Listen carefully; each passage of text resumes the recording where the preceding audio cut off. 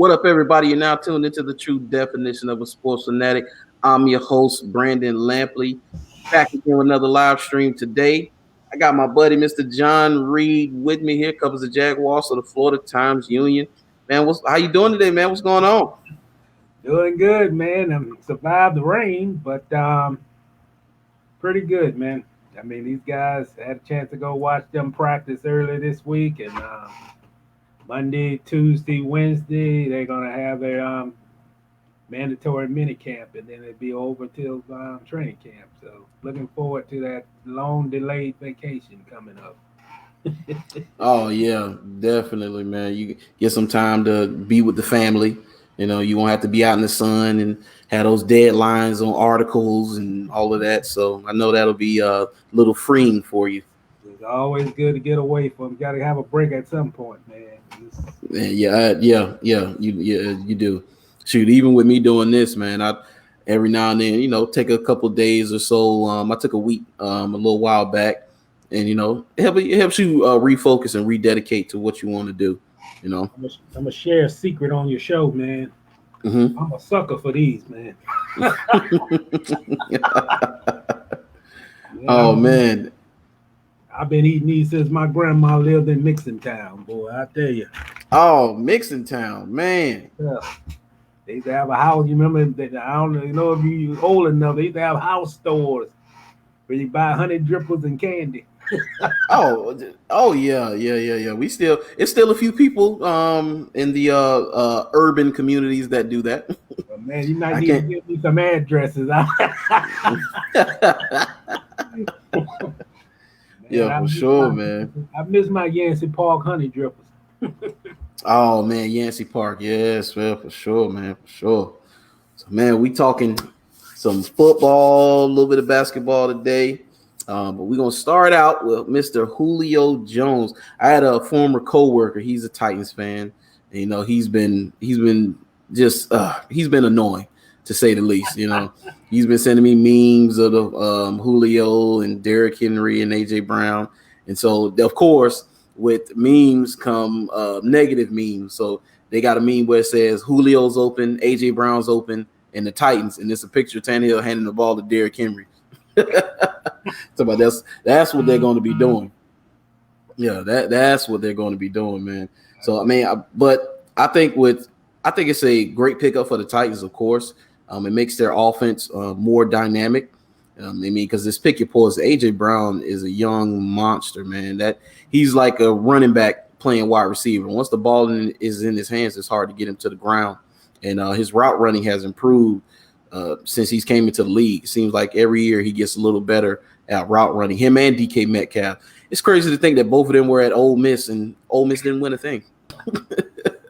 Ole Miss, they can have all the talent in the world, and they still ain't gonna win nothing in that SEC West, man. But it is remarkable to think that those guys was at wide receiver. And what did they go, like 7-4? I think that's Yeah, they did. I mean, their quarterback wasn't great. I forgot who their quarterback was at the time, but they had they didn't have a great quarterback at the time either. Defense was middle of the road or so. But I think with Julio Jones, now I don't necessarily think it makes them a Super Bowl contender, because one thing about it, you upgraded the offense. Have you remedied your pass rushing situation? They had issues rushing the passer down the stretch, of course. Right. The DBs are a mystery because now you're starting DBs. I think you replacing 75% of them or something like that. Yeah. And then even with that said, improved offense, and let's say they improved on defense, is Tannehill that guy? Because he can put up numbers in the regular season. We've seen that, but when playoff time comes, is he going to be captain check down like he was against the Ravens, or is he going to push the ball down the field? He has no he has no excuse now. You got two wide receivers that can get the ball down the field. You have to push the ball down the field now. Yeah, and you're right. I mean, I think even without Julio Jones, that they were they were the favorites in the AFC South, and the question is, all they're gonna be able to stop people or get a pass rush. The Clowney deal that they had, that didn't pan out too well when they Right. had him there last year. And I don't think it's a great day for the teams in the AFC, but I wouldn't like tag them and put a tag on them and say, yeah, they Super Bowl bound or anything like that. But I think they're going to be tough to beat in the AFC South. Just Henry Yeah. alone is a problem for this franchise here. The Jaguars, trying to stop Henry. And Yeah. like you said about A.J. Brown, I mean, who knows what he's going to be in another season or two, man. He runs routes excellent. Mm-hmm. Um, Yards after the catch, he's physical. I mean, it's almost what else more can he do? Yeah. And he's young, Yeah. And the question is, I mean, I tell you what, boy, I saw Tannehill in Miami, and I don't know if I'm convinced he's that guy. I mean, Right. I think he's transformed his career in Tennessee, but boy, I saw some games that he had with the Dolphins that just kind of shake your head, man. And who knows, man? Who knows when you got that caliber of talent? Will the quarterback live up to it? And so far he has, but so far the pressure hadn't really been on him either. It ain't hard to, take the snap and hand it off to one of the best running backs in the league, and you not Yeah. heat on or anything like that. But when you got either side and you got break, basically playmakers on each side of you, and it's Mm-hmm. up to you to get the ball and make the checks and get the ball and throw deep, mid range or whatever underneath. And you got Jones and Brown. I mean, you're gonna be asked to deliver. You know, Yeah. Yeah. And he hasn't delivered. He hasn't no, he delivered in the hasn't. playoffs. No, he hasn't. And that's the difference. The onus is on him. Can he be productive? Even more productive than what he's been over the last 2 years. And teams gonna really I don't know, man. They're gonna be hard. I mean, I don't know what scheme you come up. Do you load the box or do you go after the quarterback? Right. So I Right. think they might try to go after the quarterback, and but I don't know, man. I tell you what, Tennessee, they got the bullseye on them now.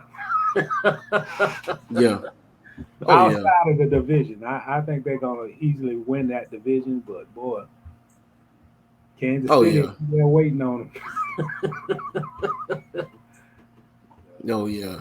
And it's funny. I was telling my coworker, he's like, "Well, how do you defend all of this? How do you defend Julio? How do you defend AJ Brown? How do you defend that beast Derrick Henry? You got and Ferkshire at tight end, and one of my friends, buddies, he was like, man, imagine if they had kept Jonnu Smith, who went to the them." Patriots. And I Yeah, said, yeah, that would have been dynamic. I said, yeah, all of that is fine and good. I say, but it's the solution and how you beat them is just like any other team. Tampa Bay showed you what you got to do. yeah, Get to the quarterback. yeah, Get to the quarterback. You got to get to the quarterback. Put Tannehill on his back. You put Tannehill on his back, it won't matter. It won't matter who you have a wide receiver if you put Tannehill on his back. So that going into games, that has to be a focus, man. If you can't get pressure with four, then you got to be calling up some blitzes, some exotic blitzes, man, because you have to get Tannehill on the ground. I don't think the offensive line is good as it's been. I mean, it's still productive and good, but man, they done lost some pieces off that offensive line too. Oh yeah, yeah, yeah. So, well, we'll see. With this AFC South, so it's too many optimistic Jaguar fans. They got us winning the AFC South, and I'm like, Oh yo, no, no, that come on now. y'all got to taper that off, man. I'm not expecting us. I say the floor for Jaguars is 5 wins. The Yeah, ceiling eight, yeah, 8ish wins. Yeah, yeah. And you gotta let it marinate, man. I mean, Irvin is a great coach and all that, but boy, yeah, you're asking a whole lot, and they got a tough. I mean, that schedule starts off, very good, but once it gets when you got to go on the road to Seattle after you come back from London, You got to go on the road and play the Patriots. Yeah. You know, the midway point of that schedule till the end gets a lot tougher than it does in September. And you know, you always have the injury factor. And you know, I've been impressed a little bit about this defense, but you know, I mean, I think offensively they're gonna be fine. I think the question mark is defensively, in my opinion. But Yeah. you know, the season remains to be seen. But boy, I've been hearing that talk too, Brandon. Like, man, you know, these that's the one thing I can say about our hometown. Boy, we love the Jaguars, but man, you can't put yourself, you can't hype yourself, you can't overhype yourself, and then you have to prepare for the big letdown. You know what I'm saying? I Yeah. mean, it was a lot of optimism last year, you know. But if you would have, if the folks would have listened to what the national perspective was, which, you know, I don't always agree with the national media, but they were right about, you know, that they basically picked that the Jaguars was going to be the worst, you know, have one of the worst records in the league, and they did. You know, they had to Yeah. fight with the Jets a little bit, but I think they're a much better football team than they were last year. But this, I Yeah. mean, talking about playoffs and all that, and trying to win the division, and I don't see that. I mean, that's over over optimism that's not deserved for a first year coach and a lot of young players, and they got to build chemistry, and they changing the culture and everything going on Yeah. down there. That you know, you might could think about, you know, playoffs in another year or maybe even a third year, but not this upcoming season. That's too optimistic. Yeah. Yeah. That's it's too optimistic, man. So we'll segue into that right there and talk about this past week in practice and how things have gone. I heard Trevor had some hamstring tightness, so they supposedly held him out. Um, I heard Laviska had a great year. I mean, not year, but great week of practice. So defenses, of course, played well. So anything else that I'm missing from this week, from what I've heard? No, I mean, it was interesting to see, you know, that looking downfield, man, and see Urban Meyer, you know, Travis at the end working out with the Mm, running backs, and all of a sudden Urban come personally down there where the running backs is, and like personally gets Travis Etienne and have him to work out with the wide receivers. yeah, I like Marvin Jones. I think Marvin Jones is a good get for this team. I mean, I've seen them go over the top a lot in these OTAs, and man, he's a great. I mean, he can really run his route. You know, I mean, he's a real smart player who knows he knows the tricks of how to get separation. And yeah, another thing that impressed me is that Shaq Griffin. I mean, he's not a Jalen Ramsey or anything like that, but man, he gets after you. He can jump the route, and he always goes up against either DJ Chalk or Marvin Jones. I mean, you know, he's always defending the best guy at that time on the field. And yeah, you know, I looked at a little bit of Tebow, man. I mean, there was a couple of 11 on 11s that he was spread out wide. I said, wait a minute, Tebow out wide? He's the widest guy out. And it was mm, basically a decoy, man. Garner Minshew looked at him and then looked the mm, other way. So yeah, I don't think. yeah, Sometimes I'm thinking like, man, they don't want to give Tebow no props, man. Tebow right, open and they don't throw him the ball, man. So that kind of stood out to me. But this defense, man, and the secondary. I mean, you can't really make a judgment on how good the defensive line is. I will say I'm a little surprised they got Taven Bryan playing at a big end. I mean, yeah. We talked about that. and I see the same. I mean, even for no pads and helmets, I still see a guy you can watch a guy reaction in this. I mean, it's tag football right now, but you can still see how quick a guy reacts to the play. And I Yeah. still say right now that his instinctiveness as a football player is still not there, man. The guy run wide. I think James Robinson ran wide one play, and it's like 003, 004, 006, and it come like 007. He finally reacts, and the guy already done, man. He already on the outside, and then past the edge, But Yeah. it's not gonna change, man. No, I don't care what scheme you run. You can put him at nose guard. You can put him at nose. You can put him at the end. Hell, you can even play him at outside linebacker. And I just don't think that it's already been determined, man. That he's never gonna be any better than what we've seen already. He's not gonna have a jump at all.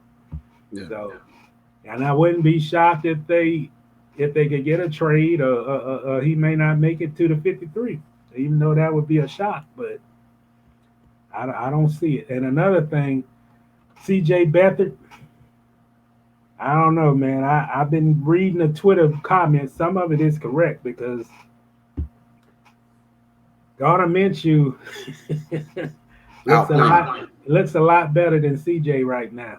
So whatever that means for right now, and OTAs going into the veteran minicamp, who knows? But Beathard just haven't been accurate with it. He just seemed like he's out of zinc. He don't take command of nothing, and his passes are fluttering, and it's just like he's underthrowing, overthrowing, and man, he hadn't looked good, at least for the last 3 weeks that we've been able to watch him. So who knows?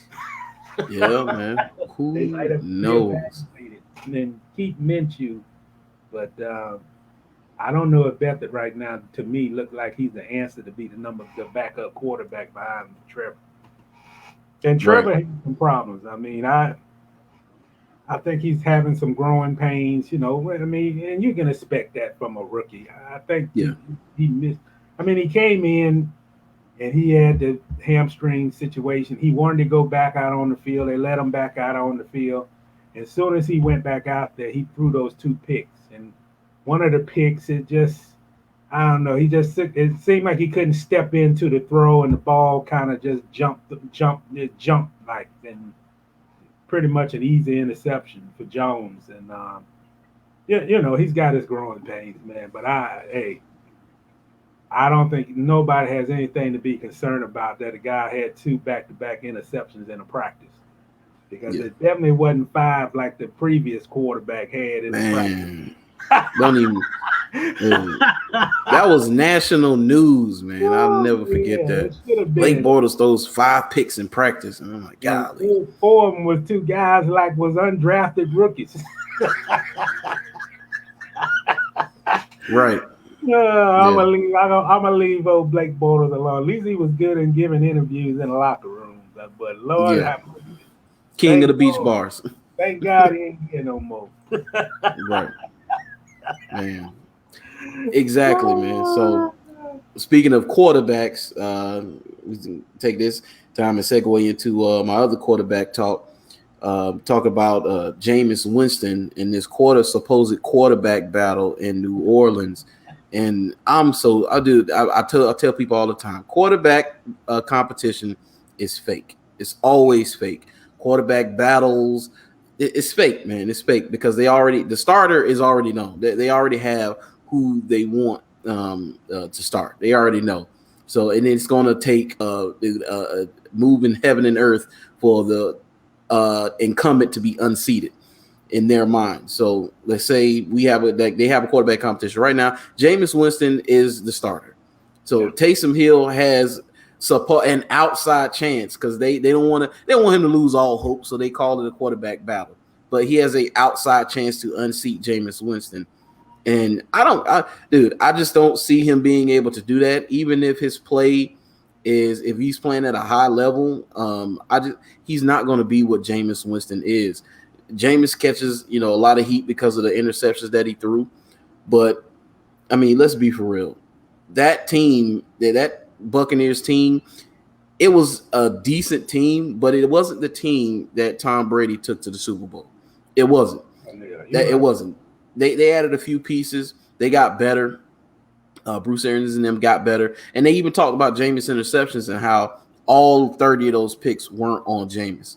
They say about 8 to 10 of them, was due to wrong routes ran, tip balls, guys dropping the ball, and you getting tipped in the air and intercepted and things like that. But one thing that's undeniable about Jameis is that his arm talent, man. I believe this. I don't know how you feel about this, but I believe this. If Jameis had started against the Buccaneers in the playoff game, they most likely would have won that game. Because the reason I say that is because I think what it was 30-10 is what they won. Drew Brees was awful in that game. He couldn't push the ball down the field no more than about 10 to 15 yards, and he had 4 turnovers. It was terrible. Any other team that and the quarterback does that, it's a 50-0 game easily. I've seen it with the Jaguars. It's 50-45 to nothing. But because New Orleans is so great, New Orleans is a great team, and they're deep. They're very deep. It kept them in the game. He just couldn't push the ball down the field. Jameis came in and threw their only touchdown. Mm-hmm. If he had been able to play that game, those DBs, they would have got all type of pressure because Jameis can push the ball down the field. Another thing, Brandon, sometimes you can go to a team that's not a fit for you. And I think with him going to Tampa Bay, a team at that time, they were just trying to get to the playoffs, get to the next level.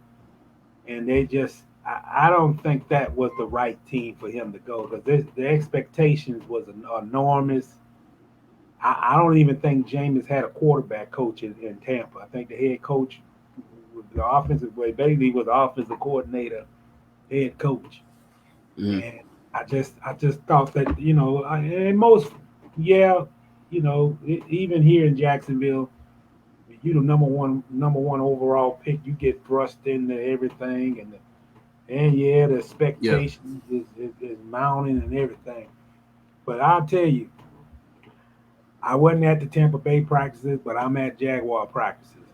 And Lawrence they're not messing with his mechanics, but they're definitely working on his foot. He didn't have a lot of, behind the quarterback, and he played a lot of shotgun, so he's got to got to do the 3-step drop, and he's got to roll out and throw. He probably roll out and throw more in the OTA than he probably ever did in Clemson. And when Jameis went to Tampa, it was like, coming off that success from Florida State, I think they just felt that he was already polished, a good coach he was under. He had immediate success at Florida State, and he could throw the football. But it's a lot more that goes into the guy that's got a cannon arm. He had a strong arm at Florida State. He had a strong arm at Tampa, and he's got a strong arm in New Orleans. But there's certain, you got to make your quarterback successful. And I just thought, if you watch a lot of those games in Tampa Bay, he threw a lot of deep balls, probably more than what he had to. And they didn't really diversify their offense when he was struggling. Like they didn't give him simple routes to throw. A lot of those things, he was just, going for the touchdown because they had to win, and it's like they didn't have that patience to stick it out with him in Tampa Bay. And with reason, because Tampa Bay, like you said, with those teams that Jameis played on, ain't no way you can compare them to what they got right now. Defense was awful. Yeah, the defense was awful. They tried to make star players who didn't turn out to be star players. They didn't really have a running game. The offensive line was horrible. A lot of those passes that were interception, he had to get the ball out of his hand because he was either that or he's going to take a sack. And one thing about Jameis is he don't want to take a sack. and they didn't teach him a whole lot about throwing the ball out of bounds, and they taught him to keep it going north or keep it going south, stretch the defense, and that kind Mm-hmm. of thing. But hey man, the guy's a starting quarterback. I mean, I saw him make a play against Tampa Bay. It was like a flea flicker pass, and he Mm-hmm. threw it straight arrow down the field, wide open to the receiver. So there's Yes. no question that he can get that ball downfield, man. Now you know, New Orleans gonna have to. The fans of the Saints gonna have to realize Drew is gone. He ain't coming back. Yeah. You gonna have to accept that this is what you got, and hey, he's your starting quarterback, and you got a guy that can be your wildcat or whatever it is. I mean, he'll come in the game and and do those gimmick plays, but that takes him that. I mean, that's all it is for. I don't think he's a starting quarterback in the NFL, and Yeah. he's been exposed in some games too. He was Yes, he exposed in has. that playoff when they lost. Mm-hmm. Yeah. So just trying. Hey, they didn't get it wrong on Jameis. You know, he was the number one overall pick. Mm-hmm. Yeah. What was he? Like Oh man. seventh round. I mean, what did he get drafted I think it was seventh round. at? Seventh round. So Yeah. come on, man. They do get it wrong, but they don't get it that wrong. No, they don't. They don't, man. Dude, it's so funny when they talk about Taysom Hill when his nicknames is the White Willie Beeman. It's just hilarious to me. That is hilarious to me. I heard he's fast though. Yeah, he's definitely fast. He's definitely fast. Oh, he went undrafted in 2017. Okay, that's what I was looking up. Yeah, he went undrafted, signed with the Packers. He got cut with the Packers, then he signed with the Saints. Yeah, so hey, there's a reason why he went undrafted, man. I rest my So case. yeah, that's it. So But the man, Saints this I still believe he's a starter, no matter what happens. there. So let's move on to Mr. Dak Prescott. And like I was talking to you about Dak Prescott. He just signed with Jordan Brand. He left Adidas and he signed a deal with Jordan Brand. He said it's going to make him probably the highest paid NFL player, I guess on the field and off the field due to the endorsement, something like that, making close to it. I read something like that. Don't quote me on that, but I think that's what I saw because it's going to put a ton of money in his pocket. Let's just say that. And he's the highest paid. He's on, I think, the first quarterback to sign with Jordan Brand and the highest paid NFL player to sign with Jordan Brand. And Dak is getting his money, and I will never begrudge a man going to get his money. I don't, dude. They gave Cutler $126 million with $54 million guaranteed. Give Dak Prescott his money. Stop hating on him. It's been far worse quarterbacks that have made tons of money. So come on, people. And I told you, it's not about who's best. It's about who's next. It's about when your contract is up and you can negotiate your terms and on the open market. That's what it's about. That's what it's always been about. Because I did a show with my buddy Trey Ford, and we talked about it how back in the day they signed those long contracts. Sometimes they'll sign 10-year deals, 7-year deals, and things like that. So athletes have stopped doing that. Really, they sign the shorter term deals because when the salary cap goes up, they figured out. So you sign a 10-year deal, halfway through your deal, new collective bargaining agreement, salary cap balloons, and now a guy is signing for triple what you signed for 10 years, and he's getting it in 5 years. And you're like, what in the world? So athletes have seen that. So now they're just playing the game now. Yeah, and Brandon. I mean, I feel that there can't be double standards in the NFL, man. That the guy he's earned that contract, and Yeah. if you can convince Jerry Jones, you probably can convince any other owner in the league that he was deserving of that contract. They franchise tag him. He made what $30 million or something off the franchise tag. And I just hate hearing, like, oh yeah, he's gonna be over scrutinized. And I just say, hey, do the same thing you did Tony Romo when he got paid, and he couldn't deliver or whatever, you Yep. know, they didn't try to run him out of town. So Right. give the same respect and the same regard to Dak. You know, I Yeah. mean, he deserved the same type of treatment, man. He earned his money. Don't play a hate. Let's see how the guy, you know, hopefully he's back healthy, and let him do what he do. You know, Yeah. I'm not a Cowboy fan, but Lord, I'm ready, boy.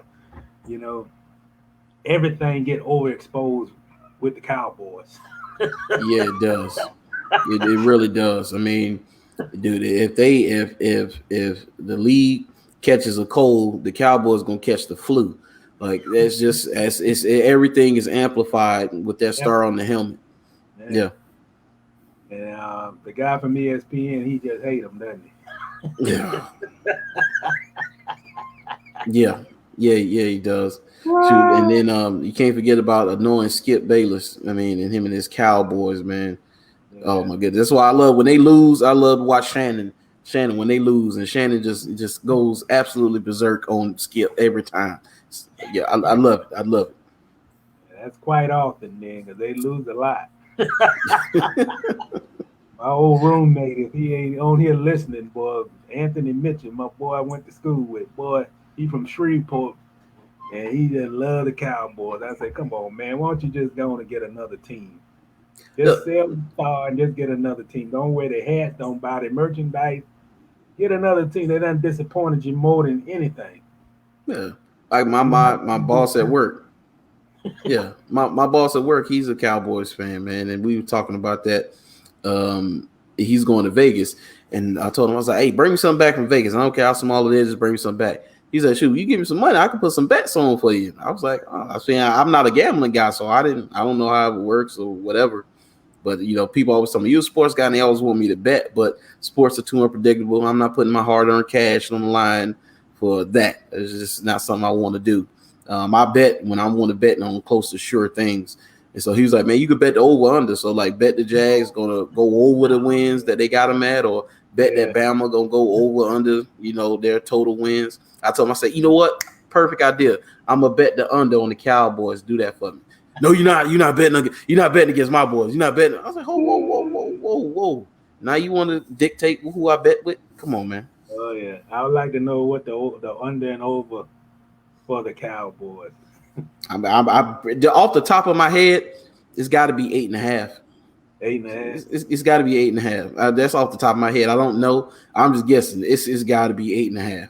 Let's put my thinking cap on, man. Last year, what the division winner went like what 8-8? Shoot, 6, what, 9-1 or something crazy like that. Like, what did Washington win? Because they won it, right? Like, yeah, I know at one point, like every team in the division was a losing record, so right. it ain't gonna change much. But give my boy Dak, get off Dak Prescott's back. Let the man, don't throw him under the bus because he earned his money. Yes. Give him some weapons so he can throw, and maybe who Now, knows? I will say he has a plethora of wide receivers. I mean, you got Michael Gallup. You Mhm. have CeeDee Lamb. I think is going to be very good going forward. He was very, very good his rookie year. Now, though, and it pains me to say this. It pains me to say this because I'm a Bama guy. But Amari Cooper, I remember when he was in Oakland, and I think it was Rob Ryan was talking about him. And Rob Ryan was basically, it was either, no, I think it was Rex Ryan. He was a Rex or Rob. One of them were talking about him, and they were just like, he gives up. He doesn't show much effort. They were really down in it, really bashing him.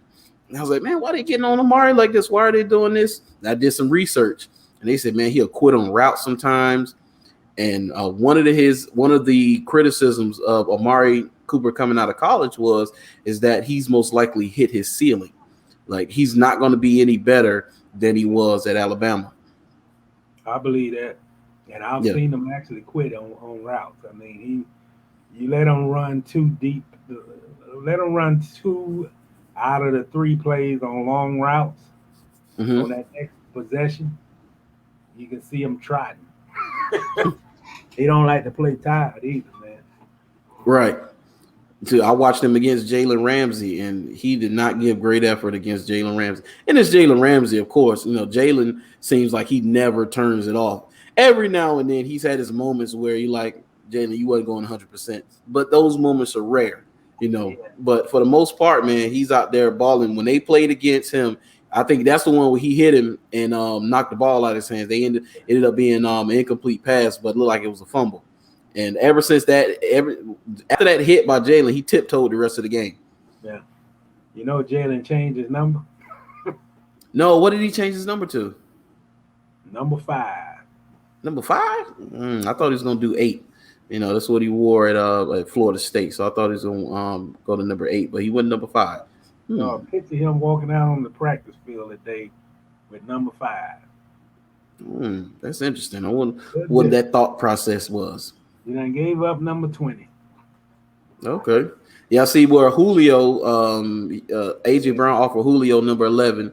And, of course, Julio was like, no, he's not going to take it but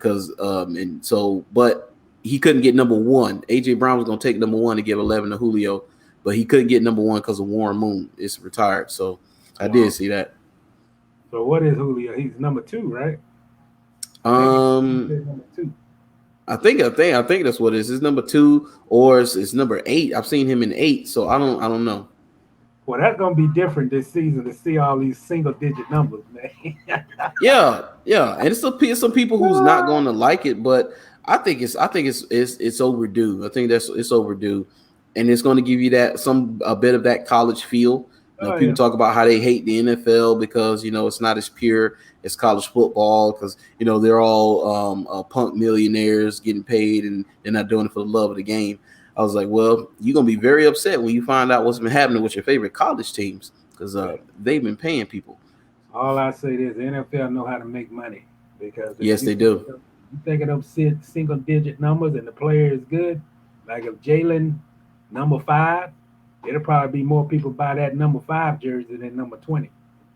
Yeah. They know how to make money, man. They don't just say, bring the money to us, just bring it, put it in the bucket. They don't say that, but boy, they do some smart moves, boy, that know how to you're gonna spend that money. I think a person will spend money on a number from 2 to 9 more than a number from 20 to 40. Just Oh yeah, most definitely. I think so for sure. Now, before we get into these NBA playoffs, Mr. Aaron Rodgers once again. It seems like every show, what's up with him now, man? Every show, which I haven't heard much about him. Of course, Matt LaFleur did say he's going to do whatever he can to remedy the situation with Aaron Rodgers and the GM, which is funny because the Packers have said it. Matt LaFleur has said it.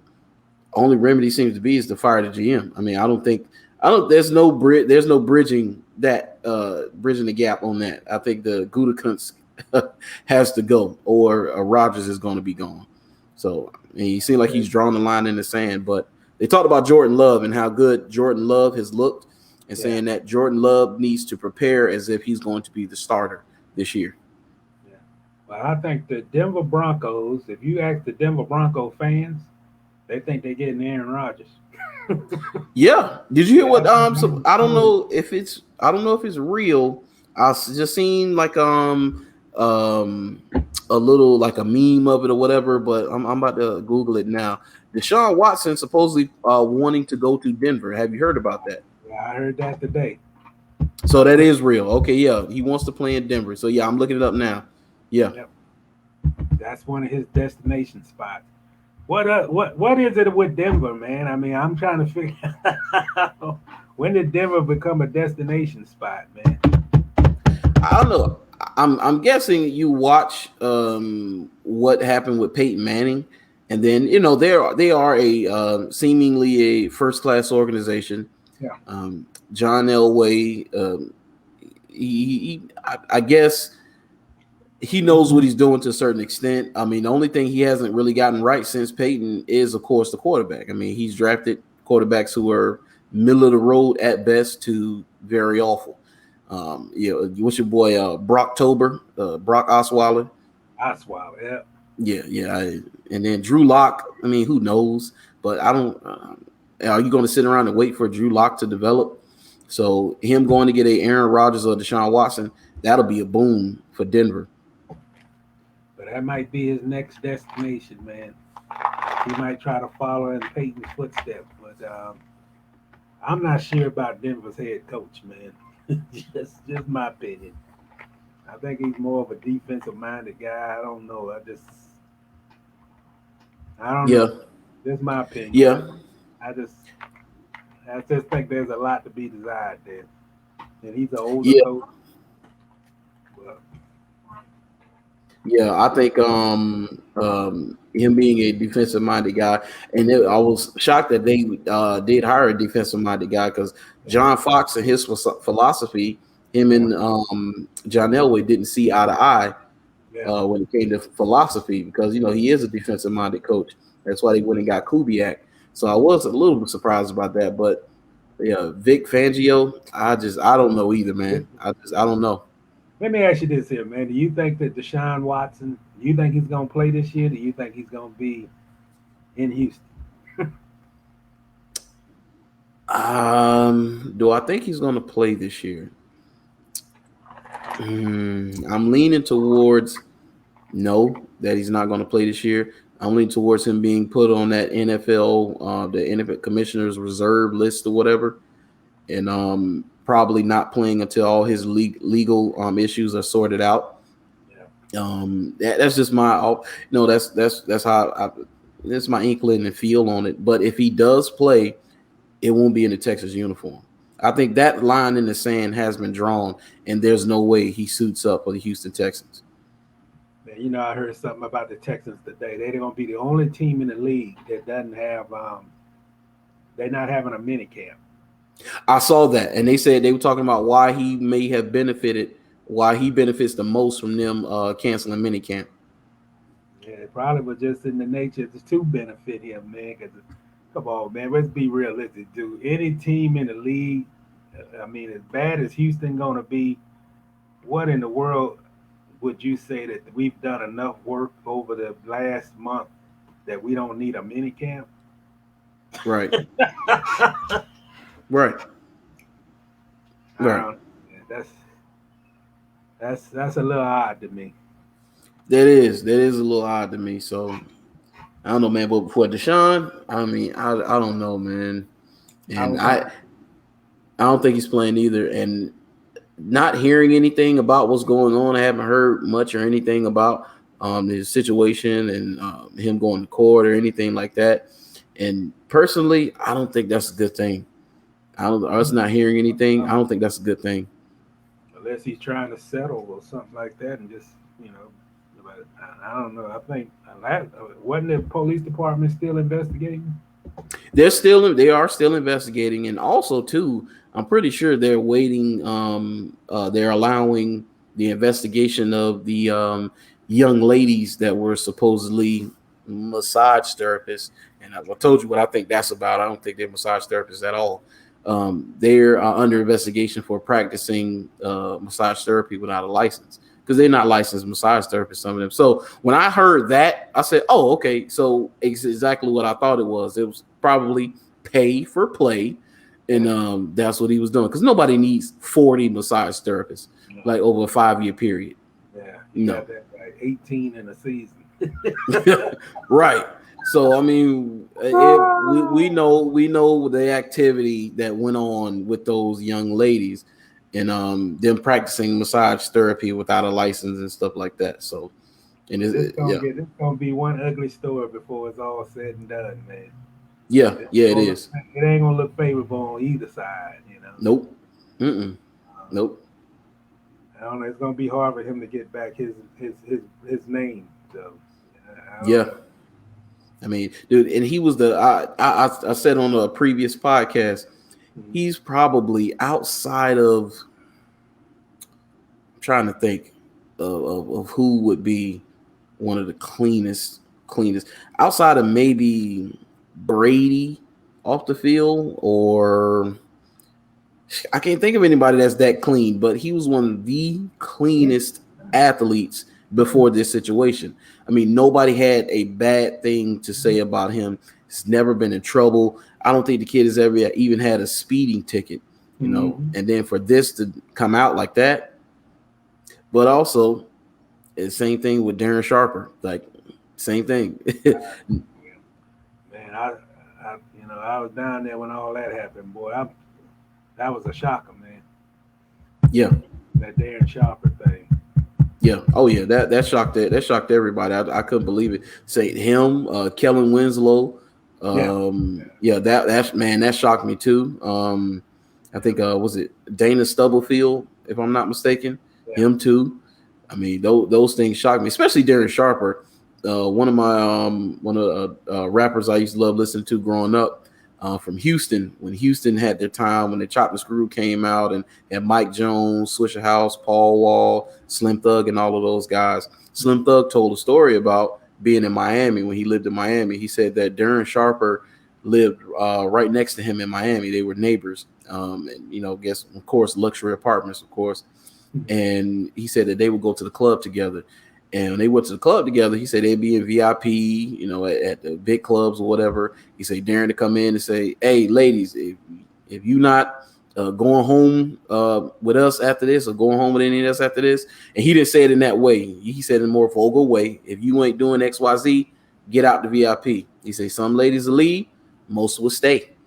And he's like, so he said when the report came out that was what was happening, he was like, "Man, what is that?" He's like, he didn't have to do that. He said he watched Darren pick up girls in the club like this. And so, but my grandmother always told me, she said that, that assault it's not about sex, it's about power. Yeah. And that always stuck with me. You know what? That's what a lot of people, I was in New Orleans when all that happened, man. And that's what, this guy used to come on TV like twice, 3 times a week. And he did sports shows and everything, and it was just like he you watch him on television and like he just personified, he's just like he's business like and all that, and you just I guess the moral of the story is you can't judge the book by the cover, and it's just like this guy could have had any female. I mean, it wasn't a problem.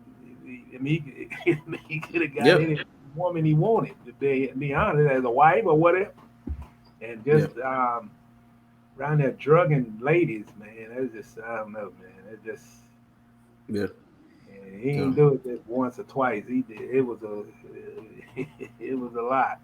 It was like 9 women across 7 states or something like that, or 7 women across 9 states or something like that. So the reason we bring that up is because even with Deshaun Watson, even though he was clean, had nothing ever going on, I mean, you can't just ignore it. And the NFL can't ignore it either, because now you've had multiple players with stuff like this, and I know they want to distance themselves from this as quickly as possible, put as much distance between them and this situation as quickly as they possibly can. My biggest surprise about that whole situation, I'm still surprised that he haven't really said anything publicly, one way or the other. Yeah. Even if to protect his name or admit guilt or whatever, it's just like I would think that somebody under those circumstances and accusations, innuendo, all the different things that's going on with this whole situation, and knowing what his reputation was before all this happened, that I would think he would be the first one to get in front of a microphone to try to defend himself, and he really hasn't.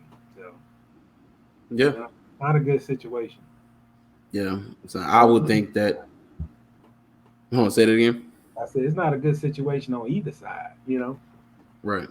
I would think that he's listening to his advisors on this, and I'm pretty certain the kind of guy he is. I know he wants to say something, but he's taking direction from his team, and they feel like it's probably best for him not to speak. And probably even the Texans, because if the Texans thought that it'd be beneficial for him to speak, they would try to push him into speaking. So I'm thinking the Texans are in lockstep with his team about him not saying anything. That's the only scenario I can think of where he doesn't say anything, doesn't make a statement about it. I don't think he said that, the thing, it's not true. And that was, through a statement through his team. Other than that, we've heard nothing. But man, this is another story that he apparently has he was speaking to one of his friends for the Broncos about his desire to play for Denver. Yeah. And the guy, in a private conversation, went public on a podcast and disclosed all that about him wanting to play for the Broncos. Oh, so that's how it came out. Okay. Yeah. It's supposed to be a private conversation. The guy went on a podcast the next day and told everything. Oh my goodness. That. I would never give up my source. I would just say, I would never give up my source. I would never link him back to it. Like anything that I hear, like no. They tried to do that to Chris Broussard not too long ago because they were going. I forgot why they were going at Chris Broussard, and they were saying, "Oh, he's lying. He this, he that," and they were like, "Who's your source?" And Chris was like, "Why would I reveal my sources? I'm not going to get any more information. That's not smart." Yeah, they criticized him for the LeBron thing, man. I think he had. I don't know if he was the first to report that LeBron was going to Miami or something happened. He reported another team. Yeah, a team outside of LA. He did. Mm-hmm. Yeah, but he ain't live that down. And I like Chris, man. He's a good guy, man. But yeah, I don't know, boy. There's a lot of pressure in this business, boy. You got to break stories, man. Yes, you do. Sometimes all your resources, as much as you want them to be reliable, now sometimes you don't always get the right information. You got to, sometimes you don't make that second or third phone call trying to get it out first. Yeah. And that's a great way to segue into this NBA playoffs. And I've been trying to stay up and watching it, but boy, them blowouts, man. Good Lord. Oh my goodness, man. Brooklyn is absolutely scary. I mean, Giannis and the Bucks, man. Y'all, you can't go out like this. Giannis and the Bucks can't go out like this because if they don't get it together, it's 4-0, and that's unacceptable. That's where was it Budenholzer like that? That's where you're gonna look at him like, hey man, it's been a couple years. It's been the same story every year. They don't win this series, they get swept. But even if they lose in 6, I don't think he's coming back. I think when I look at Milwaukee, particularly in game 1, a little bit of game 2, it just looked like they didn't have any answers and they quit. I mean, how can you quit? I mean, like, there's no way in the world that team with all that success, they got talent, they just not putting it together talent right now. Mm-hmm. But there's no way in the world that team should be losing by 36, man. No way. How you look at it, even on a bad night or something. Yeah. And I don't know if they done tuned out the message or they just don't believe it can get done. I mean, to me, they look like they still snake bitten from a year ago and in the bubble. Well, speaking of which, they're up 22-9 right now in the first. Well, let's see, can they hold it? They up 22-9? They up 22-9 right now in the first quarter. So, I mean, Giannis, and they can't go out like this. I mean, they look dangerous. Like 18 of the 22. Man, I hope he does. Hold on, let me see. But I will say too, is the I can't get that out. Philadelphia and Atlanta. Now that series right there is something I am very interested in. Trae Young is just absolutely. It's just silly, man, at this point. And he still is not regarded like they don't have him when they talk about the young players. His name just doesn't come up. And I'm like, yo, y'all got to do better. Trae Young is that special. That's just being in the Hawks complex. There's nobody. Giannis got 13. 13 22. Okay. Yeah. And Middleton has 9. About time. That's about what he combined for the first two games. Right. Oh But yeah. hey, the Nets ain't warmed up yet. But when they make that run, I want to see if the Bucks can be able to withstand it. Yeah. And they playing here in Milwaukee, right? Yeah, They are playing in Milwaukee. yeah. Yeah, they're playing in Milwaukee. Oh, now the other one tonight coming on the Clippers and the Utah Jazz. That is going to be interesting. Donovan Mitchell, uh, he's another one who gets lost in the sauce just a little bit, but I think he's another young rising star.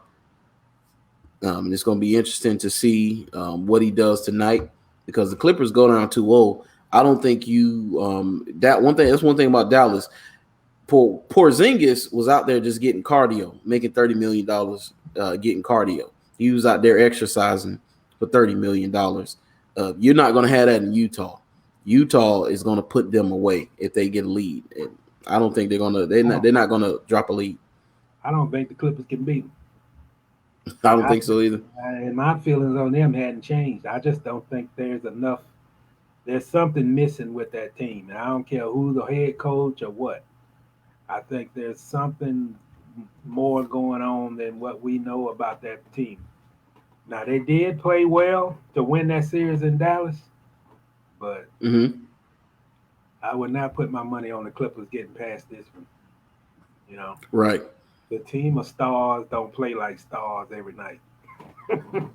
Right. It Yeah. doesn't. And my coworker he texted me about Paul George. You know, Yeah. he be killing him about that whole him nicknaming himself Playoff P, and so we call him Pandemic P. That's what he is, man. But what he shot the other night, he was what 2 of 17. Oh, dude, I saw my coworker said he was like 27% or something like that. He was like 2 of 17 or something like that, and that's Yeah. just no consistency, man. You know, I give Kawhi Leonard because if it wasn't for Kawhi, they wouldn't have won that series against Dallas. But that's what I'm talking about. You don't know. You never know what you're going to get night to night when they play. You don't know what you're going to see. You Right. you don't know what you're going to get. You don't know what's going to happen with this team. You know, they're like Right. that. And Paul George is like the, he's like this. I mean, I mean, he's basically he's the example of the Clippers, man. I mean, he's prototype of what they are right now, just inconsistent. Yeah. You know. Oh yeah. Yeah, so man, it'll be interesting to see. I think the Atlanta Philly series is going to be interesting. I don't think Denver can beat Phoenix. I think Phoenix is too much for Denver. I don't think, even though they got the MVP, Jokic had a incredible year. 26, 10, and 8. I mean, you had a great year, but I don't think they have enough. If Jamal Murray was healthy, that'd be a Yeah. different series for sure. Yeah. Who else? Let's see. But they got Austin Rivers Oh yeah, trying to defend Booker. that's not gonna work. It's in no scenario is that going to work. I don't see it. No one from LA could defend Book, especially when Book is on. Man, there's no defending that kid. Yeah. I like Phoenix, man. They might make it to the finals, man. They can run the floor. They can shoot you from the perimeter. They got the big guy in the middle. Yep. I mean, I've never been quite sure about Monty Williams, but boy, I tell you what, he got this team playing, man. And then you Yeah. got Chris Paul with that quick pull up jumper that's basically automatic, and man, that Yeah. I don't. To me, it don't look like the Denver got answers, man. It just always goes back to not having Jamal Murray. Yeah. That's it. Them not having Jamal Murray. Let's see. Oh, we're about an hour in. So before we get out here, I forgot about it before. But this 12-team playoff in for college football, and something they're meeting on, and they're proposing I think I forgot when they're supposed to meet. Let's see, pending approval, which would be approved. Yeah, headed to 12 teams. Earliest start would be after the 2023 regular season.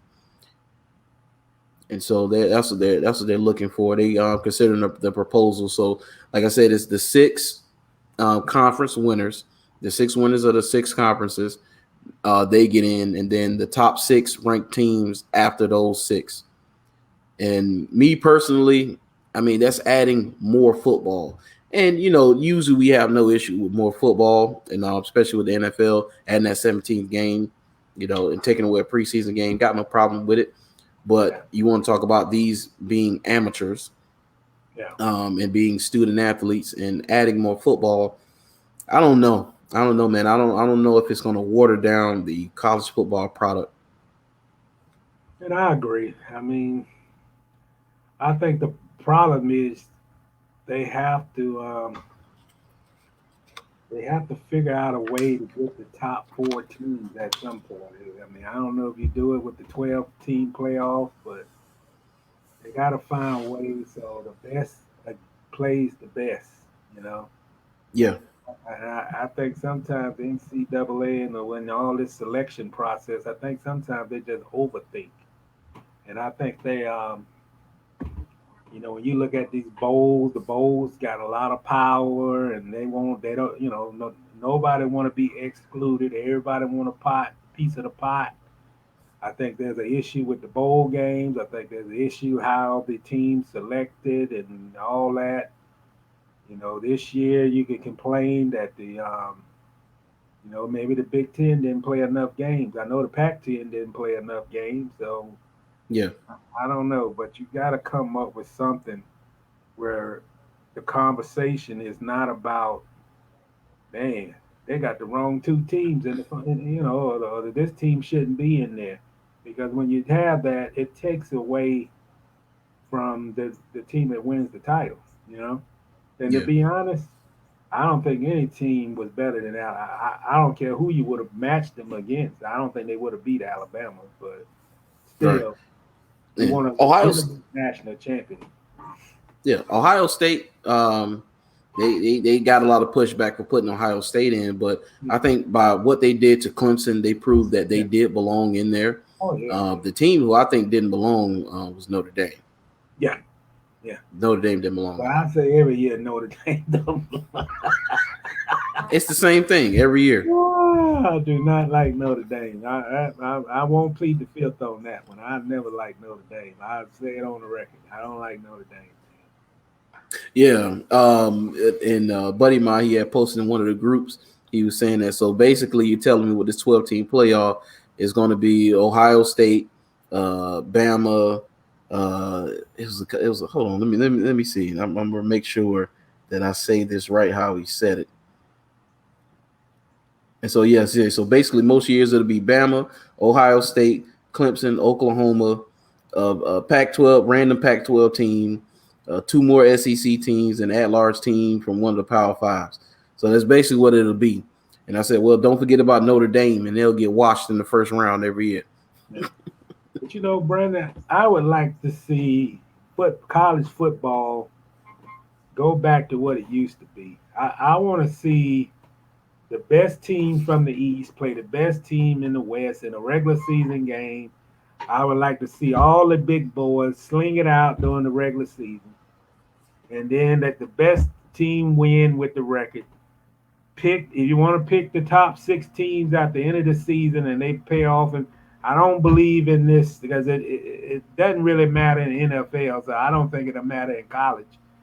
If you square off against the same team twice and you play them for the second time in the playoffs, I don't think that's going to diminish anything. And I just think I think you got to have more of the you got to establish rivalries again, man. You got to have regions playing against different regions. It's just the SEC is great, but what is Alabama versus Tennessee gonna do for you? Nothing. I mean, I want to see Alabama go on the road and say You know, hey, play Ohio State in the regular season game. Go to LA and play USC. Make it Yeah. challenging. I mean, it's just so much the game right now in college football.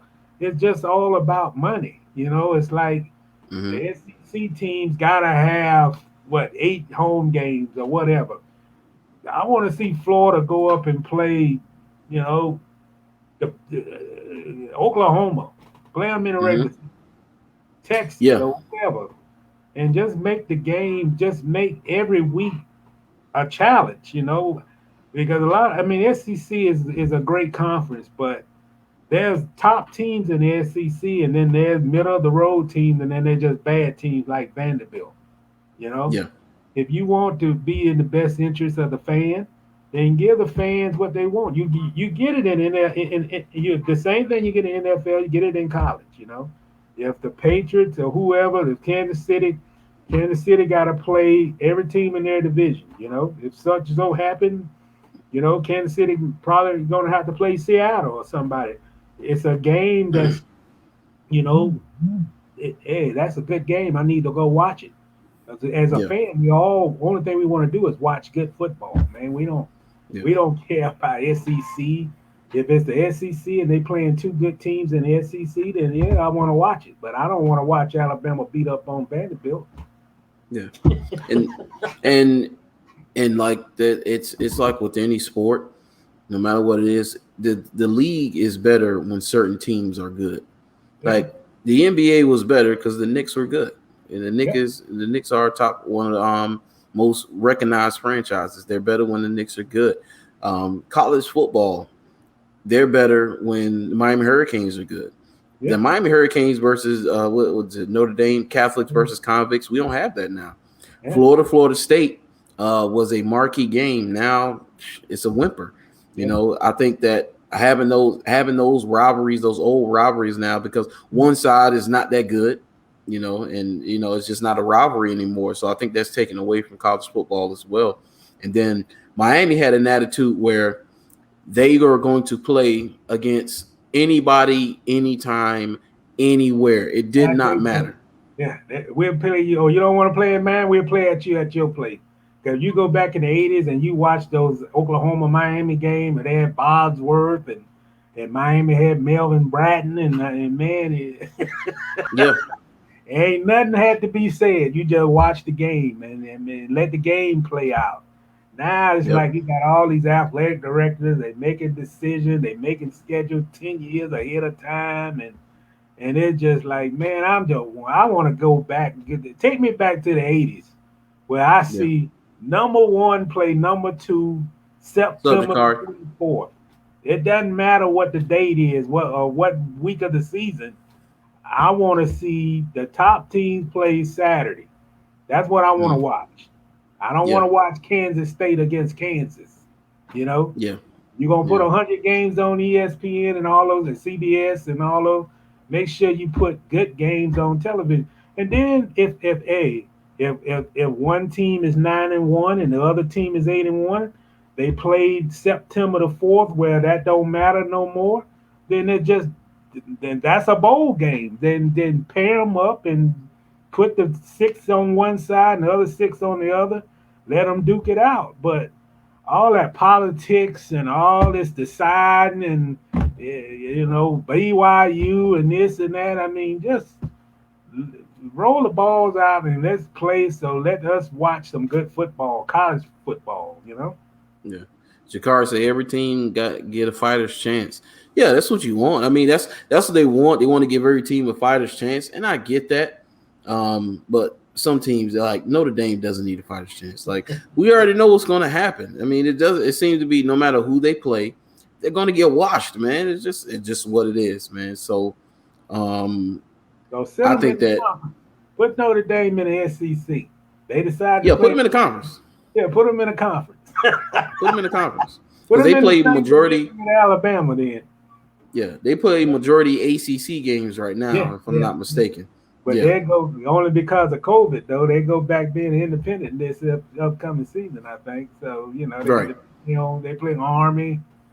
They go and Hmm. play Navy. USC.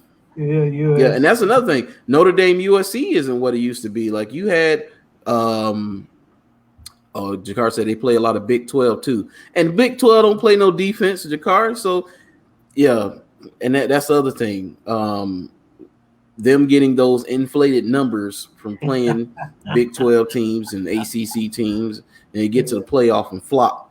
Yeah. I mean, it is what it is. Oh, but he said Big 10. Yeah, Big 10. Yeah, but Big 10 didn't want to play outside the conference last season. They played all conference games. Well, SEC did too, but yeah. I mean, I would love to see Alabama versus a USC or Alabama Ohio State in the regular season. Yeah. Alabama versus Oklahoma in the regular season, and not wait until I see it in the playoff. Yeah. But I will say too is that teams. One thing about it, Nick Saban doesn't duck and dodge teams. They say teams have been dodging him. They say the only time Nick ducked and dodged teams is when he first got to Alabama and he was trying to get it on track. Yeah. And I think a couple of teams wanted home and aways with him, and he said, just give me some time. And then once he got on track, he did the home and aways. Now they say it's hard to find. Like when they opened the season 1 year played Duke, I was like, oh yeah, teams are scared. I was like, why is Alabama playing Duke to open the season? Why are they playing a terrible Florida State team to open the season? Yeah. A couple of years ago, yeah. So when teams get good, they don't play them, man. Yeah, I mean, and I kind of understand. Like I would like to see Florida play a better non-conference schedule, man. Play teams that gonna give them a chance. He said Saban got a stable full of studs. Oh, we know. I won't argue against that. Yeah, I won't. I can't argue that. So I didn't say I didn't understand why the teams were ducking and dodging. I didn't say that. Same with Ohio State. It's teams that I know they dodge Ohio State as well. Ohio State has a stick, man. They have some players in Ohio State. Oh yeah. They got a great program, man. Well, Alabama got a great program, but those guys got a 2 deep depth chart where the second guy be starting next year or whatever. A 4-star coming right behind him. 4 or 5 star. They don't have anything less than a 4-star, maybe a couple of 3 stars, and that's it, man. You got to commend him for what he's done in Alabama, man. Because I tell you what, boy, he done went beyond charted waters, man. Bear Bryant didn't put up them numbers. No, he didn't. Oh yeah, Kamara, Yeldon, Henry, and Ingram all at the same time. Yeah, you had a stacked backfield, man. I just don't see how you can put 12 teams in the playoff and it be watchable. There's going to be at least half of those games are going to be blowouts because there's no way the top 6 teams in the NCAA should play against the next 6. They're going to blow them out because the drop off in talent after probably the top 5 teams, it starts to dip as the lower you go. So no. And then you're going to have, let's say the number 1 seed is Alabama. They're going to play the 12th team. Like, come on now. That's no. I don't want to see that. Why? I don't want my team, if my team is the number 1 seed, I don't want them risking injury playing the 12th team.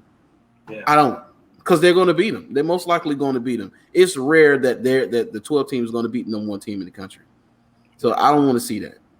Yeah, I agree, man. I just think the conferences got too much power. They have to be representative. They're not like the good team. You could be the Big 12 champion, and you could be the 12th seed in the country and don't even deserve to be in the doggone playoff. Yeah. Who knows who might luck up? You might have Texas Tech luck up and win the Big 12 conference, and then they got to be stuck playing Alabama. And who want to see that? Yeah. He said, plus that's an extra 6 games too. Yeah, and how are you going to play these 6 games? We were just talking about that. What are you going to play them use the bowl games and let them play in the bowl games? Like I don't see how that's going to be beneficial to the NCAA. But money talks, BS walks, and it's all about money, man. It's all about money. That's what it's all about in NCAA, man. That money. Yeah. They're on the money train. They wanna make up for that lost money they did but because of the pandemic. Yeah. Yeah. I don't know, man. The world of sports, boy. I tell you, the world is changing, man. Hey, Brandon, I'm upset, man. I thought I was gonna see some live action basketball, playoff style, and I'm around here watching 36-point deficits at halftime, and they Yeah. don't even have James Harden playing. I mean, come on, man. I mean, I've Yeah. been hearing the same talk from Milwaukee for 3 years. Oh yeah, we're gonna be good. We got Drew Holiday. We're gonna be better. We're gonna do this. We do that, and it's the same old, man. And they ain't the only one either. Yeah. Oh yeah. Sage Carr said, "Ooh, they're gonna make a killing when EA brings college sports back." Yeah, NCAA brings EA Sports brings back NCAA football is going to be a boom for college sports. That's going to be huge. We've been missing it. Yeah, they're bringing it back. 2014 was the last one they had. Denard Robinson on the cover. That was the last one, and so that's I think is it the Northwestern. I think Northwestern is the one they unionized, and they were able. Then once they unionized and they couldn't use any of the players' likenesses or anything like that, then they couldn't produce the game anymore. But now they're bringing it back. Players supposedly are supposed to get paid as early as 2024. California was one of the first ones that passed the law. Florida has allowed it. They passed a law to where players can they could do, I think, advertisements on the jersey and make money off their likeness. Now here in Florida, they passed that law here. So it's only a matter of time before it's countrywide and players are able to make money at least off their likeness, man. Yeah. Like I didn't understand them not being able to make money off their likeness. Yeah, me either, man. Especially when they making that kind of money. But NCAA making all kind of money anyway, man. Hand over fist. Hand over fist, man. They are making tons of cash. And they penalizing these guys, man. But those they're getting theirs. When I saw DeAndre Ayton getting offered $100,000 by the Arizona head coach, and the FBI had tapped the phone, I said, "Oh yeah, these cats getting paid. They getting paid. They be getting paid." And you can make an argument that he was underpaid for $100,000. He was underpaid, To Cam Newton, dad shopped him for $200,000 to Mississippi State, Auburn, and Ole Miss, and all of them, and he got underpaid. That's underpaid. They got $200,000 for Cam Newton to go to Auburn. Auburn need to pay them a couple of mil because Cam made them way more money than that $200,000. Yeah, it made more money to the schools, man. Yeah. Oh yeah, man. But man, I appreciate you for coming on. Let's make sure y'all like, share, and subscribe. Yeah. Follow Mr. Reid on Twitter. Follow him on you got Twitter, you got Facebook. FloridaTimesUnion.com. Yeah, Jacksonville.com. Jacksonville.com. Florida Times Union. Check him out. And man, we're gonna be back again next week. We're gonna try to make this a weekly thing, of course. Hey, gotta continue to talk about my sports, even with my foray into other ventures. As you can see on my channel, you can check out all my content, man. I'm trying to talk and do just about everything, man. The Larry King of Jacksonville, right here. Hey, I'm starting to embrace that. Man. Man, you do what you do, man. Keep doing, man. Too, man. I mean, that's it. The Larry King of Jacksonville. You can talk on any topic. Yeah. Give you valuable insight to help you. Trying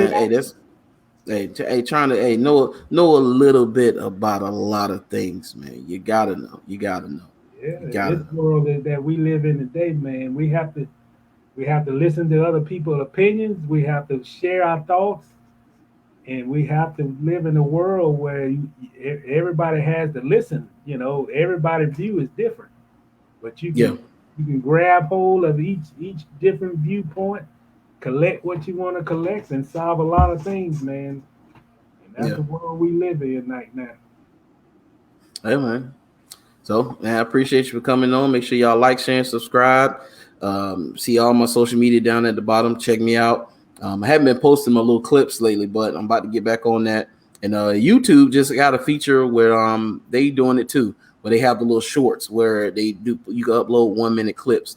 So I'm gonna start doing that.